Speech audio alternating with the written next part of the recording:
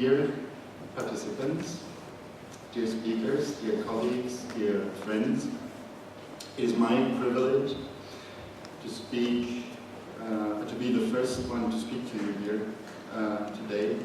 On behalf of the entire Rosa Luxemburg Foundation, I welcome you to what turned out to be far more than a workshop.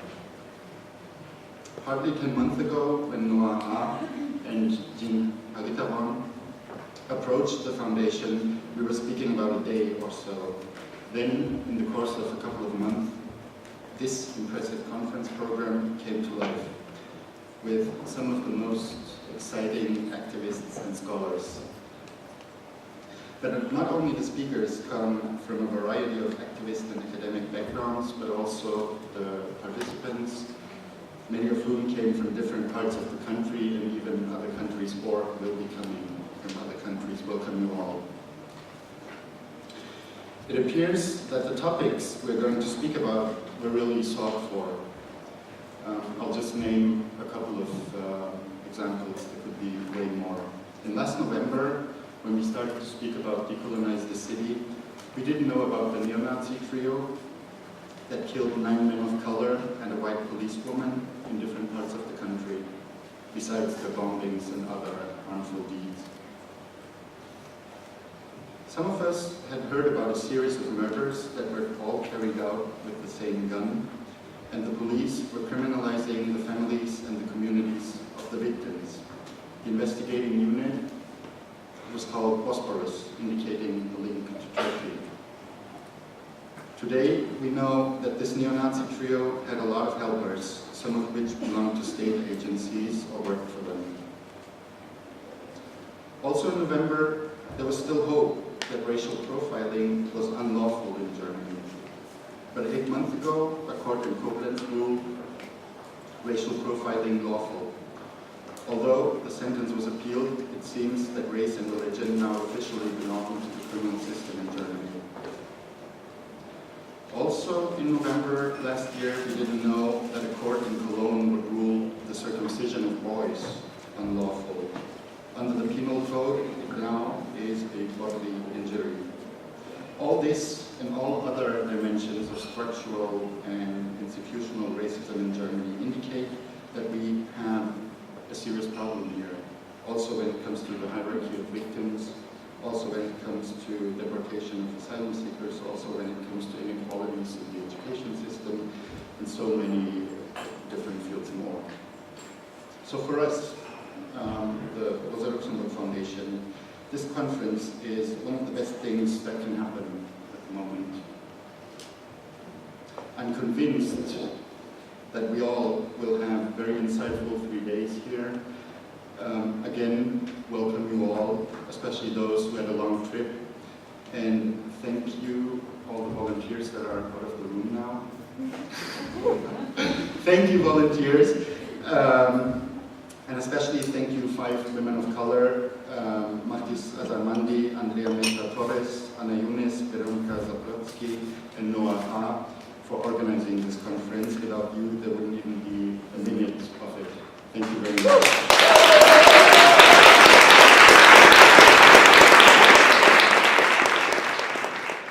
Okay. I want to talk in English as well. For all of you who don't know that I'm Noah, and I'm one of the organizers, and I'd like to welcome you to the conference and to the upcoming days and events. We are very excited that this conference is taking place and that many of the speakers have followed our invitation. We are excited that we have received lots of interest in the conference, and we are excited that the audience has made its way to the venue here. As some people travel from other cities and countries and continents. It is a great pleasure to see you all here, and we as organizers are looking forward to the upcoming days to listen to splendid contributions, thoughtful discussions, and intently organizing. So, but why this conference? Why we have thought that such a conference is relevant to organize? To answer this question, I'd like to share a smaller personal story with you and sketch a broader picture. In the following, I'd like to share a personal story of my own colonial imaginations of the city. I am a woman of color, born in Germany, and second generation of post-colonial migration background. And the experience of being colonized in European colonizer is not an episode of my family history. It is a continuum of a dismissed legacy, still valid in various biographies scattered somewhere in colonized cities or colonizers' metropolises in Europe, as untold stories, as hidden decisions, as forms of name-making, space-making, and family-making. I was born as a mixed child into a colorblind vacuum, in which the history and the stories were untold of colonialism, and there was no language to tell me where I am from. No place, no language, but there was always, since my childhood, the question, where are you really from? So as a young person, I wasn't able to understand the colonial logic of this question, which reinvents my alienated position. I took my alienation for granted and went off to my journey and see where I'm really from. I went to visit my family in Jakarta, which is in the West understood as a so-called megacity, huge, poor, and rich at the same time. And I remember vividly how I was brought in an air-conditioned car from one air-conditioned shopping mall to the next shopping mall. I was treated as guest from the West, and it was assumed that my primary task when visiting a city is shopping in Western-style shopping mall. But I got bored. I did ask for the real city, as I couldn't imagine that this is the real city. To me, it was kind of plastic city. So my family brought me to the city center, and there I stood, in Batavia. The city square built by the Dutch, with the town hall, the museum, the church. The museum was full of colonial memories and displaying the colonial world map surrounded by the racial hierarchies invented by the colonizers. My family brought me to the colonial city of Jakarta, and I had to learn that my imaginations of the city were colonial imaginations, and that my understanding of the real city was the colonial figure of the European city, which was imported by the colonizing nations and built up as educative, representative, and controlling spatial figure. As a racialized body, I had to learn that being racialized does not mean being decolonized. And since then, I was curious to understand how the production of the city, or the urban, as well the production of a deeply racialized society, and how to decolonize urban and spatial epistemologies, and as well to spatialize the struggles of people of color in the metropolises of former colonial states. So I am very happy not to be alone with my interest and my curiosity, and there are many people out there who struggle with the dismissed legacies of colonialism, not only as an academic challenge, but above all as a very concrete and very daily struggles of survival. So we understand power in its colonial matrix, which Quijano has described as the control of the following.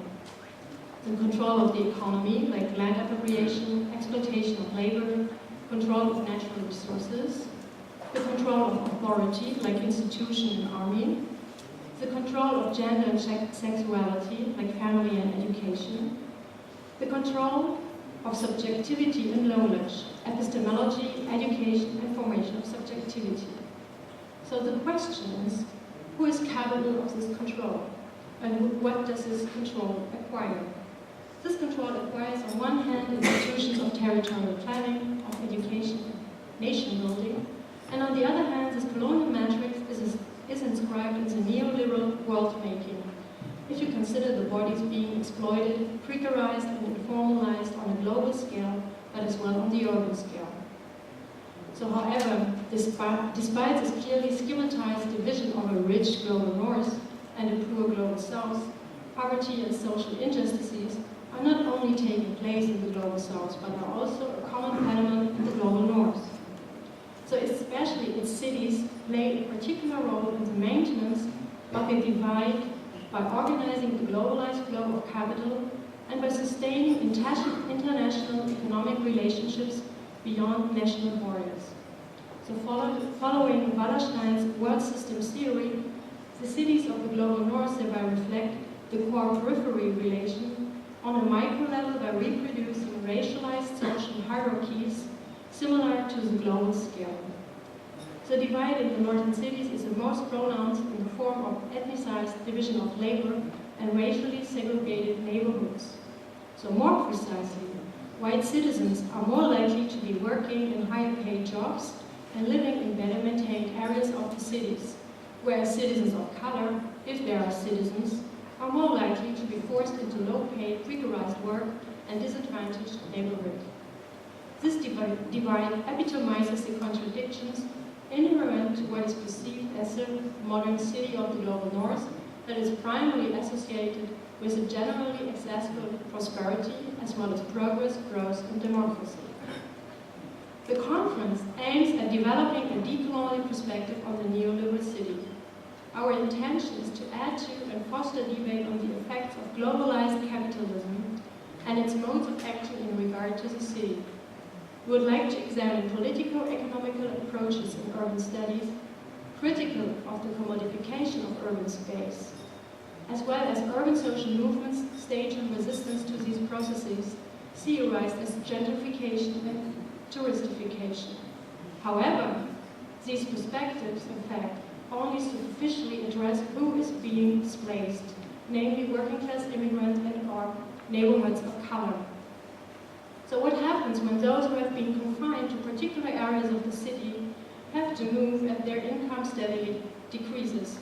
Rents go up, and forms of social surveillance and policing intensify. Anti-racist perspectives on the intersections of neoliberal, racist, and heterosexist urban development policies are so far utterly absent from German critical urban studies. It is against this backdrop that we are inviting all of you to critically scrutinize the multi-layered complexity of urban commodification. Apart from having panel discussions, workshops will constitute a vital part of the Decolonize the City conference. We want to emphasize, analyze it from the margins as a situated place. We hope that we can create a space for a discussion of the various strategies of resistance, reinterpretation, and reinscription in the making of this marginalization. With that, we aim at framing urban spatial processes as intersectional, interrelating, and intercorresponding in clear vision of racism and complex sets of power relations, such as classism, sexism, homo-nationalism, and heteronormativity, rather than arguing the primacy of global entrepreneurial interests. So by taking a decolonial perspective, the conference will shed a light on colonial continuities which are inscribed in modern archives of knowledge. Postcolonial theory emerged as a form of anti-colonial resistance in scrutinizing the making of subjectivities at the margins and contesting the universalization of European Enlightenment thought. The decolonial perspective challenges Western-centric epistemologies of science and modernity and insists on a self-critical re-examination. It is of utmost importance to attend to the complexity of intertwined relations of power resulting from class, gender, race, body, heteronormativity, and other categories of suppression. Decolonial thinking suggests a perspective that is not only about the decolonization of knowledge and knowledge production, but also demands for a diversification and a plurality of perspectives. We anticipate a transnational exchange of knowledge and experiences to add significantly to a debate in Berlin that we find too narrow yet. With the Decolonize the City event, we hope to advance a controversial yet well-informed debate on privilege and forms of activism in Berlin. So the broader picture I have sketched out aims to an intellectually engagement with political economic paradigm and challenges contemporary social struggles and movements by intersecting with the complexity of oppressive regimes. So I'm not going into detail into the panels which are coming up throughout the next day because they are going to be introduced by their moderators. And at this point I want to thank the supporting institution. We have them, We're very have them all on your map, on the conference map on there. We're very grateful that we were supported by the Rosa Luxemburg Foundation, in particular with the Referat Migration, internationale Projektförderung und externe Projektförderung, as well with the Center for Metropolitan Studies at the Technical University Berlin, the Georg Simmel Zentrum for Metropolitan Studies at the Humboldt University, the Center for the Modern Orient, and the European Cultural Funds. These were kind of supporting the conference. Beside that, we are cooperating with different initiatives and organizations who will be part of the conference, which are in particular Critical Resistance from Oakland, the Migrationsrat Berlin-Brandenburg, Gangway, ein Verein für Straßensozialarbeit, sorry for the speaking translator, COP Berlin, Kampagne für Opfer von rassistischer Polizeigewalt, Reach Out, Opferberatung und Bildung gegen Rechtsextremismus, Rassismus und Antisemitismus, die Initiative im Gedenken an Uri Jalou e.V., dann Les Migras, Antidiskriminierungs- und Antigewaltbereich der Lesbenberatung Berlin und GLAD, Gays and Lesbians aus der Türkei. We are very grateful for all those support and institutions, but I like to give a little words on the ones who we are organizing. This 3-day conference is organized by an independent group of graduate and PhD students of color who work 9 months voluntarily and voluntarily to facilitate the kind of conference they want to attend themselves. The conference was made possible through an endless and passionate dedication of time, energy, love, nerves, and the support of our beloved friends and families. The team went through a self-organized People of Color colloquium where the idea was shared and put into practice, and in particular the organizing team is very grateful to Jen Haritawan, who contributed her thoughts and was a bright and wise advisor for the conference. As such, Decolonize the City is the outcome of encounters taking place in self-administered and independent spaces of color in Berlin. Aiming to set the grounds for an engaging and inspiring environment, the conference tries to reflect back an open discussion embedded in, but not confined to, the German context. And now a very big shout to the group of organizers who found themselves behind the self-organized colloquium of color, an accountable space for academics of color. We have been working together since several months to make this conference happen, and applaud to Mahvis Azamani, Alenis, Andrea Mesa-Thomas, Veronika Zablotsky, and me.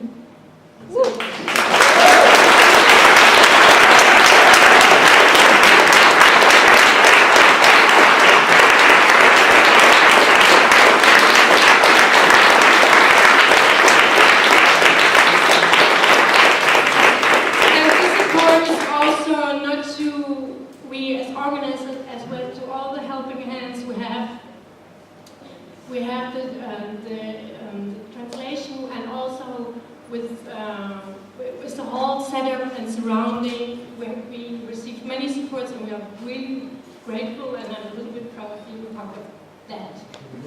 So.